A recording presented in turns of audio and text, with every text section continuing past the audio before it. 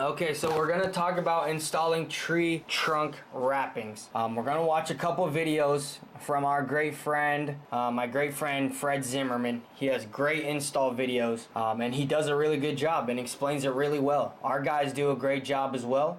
It's not overly complicated. There's just some things and steps that you have to follow. So as you can see here, this is a great tree to have tree trunks wrapped, or the trunks wrapped. You have to charge like per strand, like I said, and typically it takes probably 5 more strands than you probably think it does. So as you can see here in the second video, it's got a lot more smaller trunks and twigs, and that one it takes more time trying to do each one. You need an A-frame ladder as well. Yeah, you start with the male plug on the bottom. Fred Zimmerman with another tip from a pro, part of Christmas Light Contractors. The man Freddy. He's great. Incandescent bulbs. They come at... So yep, there's 2 different bulbs, commercial grade and incandescent.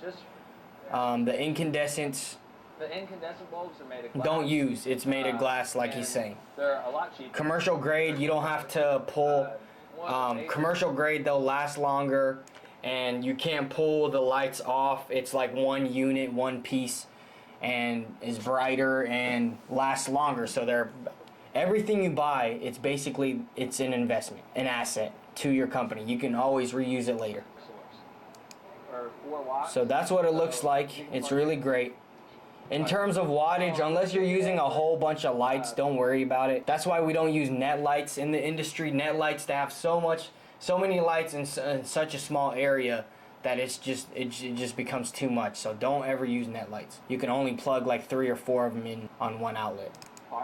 So you can start from the bottom here and go back and forth if you'd like. As you get up, you want to have about like a hand width space in between.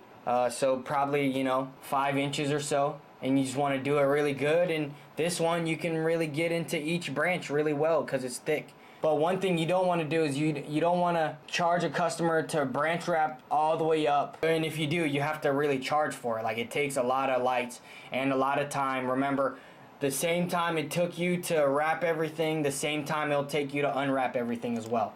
Especially for LEDs. So you can see coming out really beautiful, just working his way along the branch. It's going to be a pretty big install today. It looks great. That's the 5mm lights in between. For the width of the strand, you're just going to simply make a little knot there.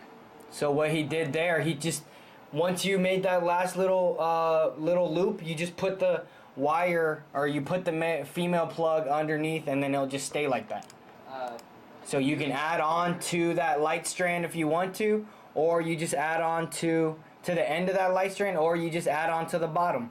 You know how mini lights work. You can attach more lights at the end or at the beginning of the plugs or at the end, so it turns out really nice. So you're going to want to make sure, because... So now he's doing the same thing. He started from the bottom and just working his way up. Like I said, it's not overly complicated. You've done this before as you've been growing up.